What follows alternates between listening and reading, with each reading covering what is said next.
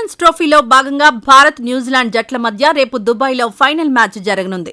ఈ మ్యాచ్ కోసం ప్రపంచవ్యాప్తంగా క్రికెట్ అభిమానులు ఆసక్తిగా ఎదురుచూస్తున్నారు. అయితే మ్యాచ్ జరిగే పిచ్ ఎలా ఉండబోతోందన్న దానిపై 2-3 రోజులుగా పలు ఊహాగానాలు వినిపిస్తున్నాయి. తాజాగా దీనిపై ఒక స్పష్టత వచ్చేసింది. బ్రాండ్ న్యూ పిచ్ పై కాకుండా సెమీ ఫ్రెష్ పిచ్ ను సిద్ధం చేసినట్టు తెలిసింది.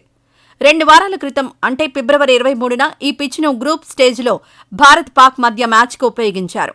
దీంతో ఇప్పుడు ఇదే పిచ్ ను సిద్ధం చేసినట్టు సమాచారం. ఆ మ్యాచ్లో పాక్ నిర్దేశించిన 242 పరుగుల లక్ష్యాన్ని భారత జట్టు 4 వికెట్లు మాత్రమే కోల్పోయి 42.3 ఓవర్లలోనే ఛేదించింది. ఈ మ్యాచ్లో విరాట్ కోహ్లీ సెంచరీ చేసి తన ఖాతాలో 51వ శతకాన్ని వేసుకున్నాడు. 111 బంతుల్లో 100 పరుగులు చేసి జట్టు విజయంలో కీలక పాత్ర పోషించాడు. శుభ్మన్ గిల్ 46 బంతుల్లో 56 పరుగులు చేశాడు.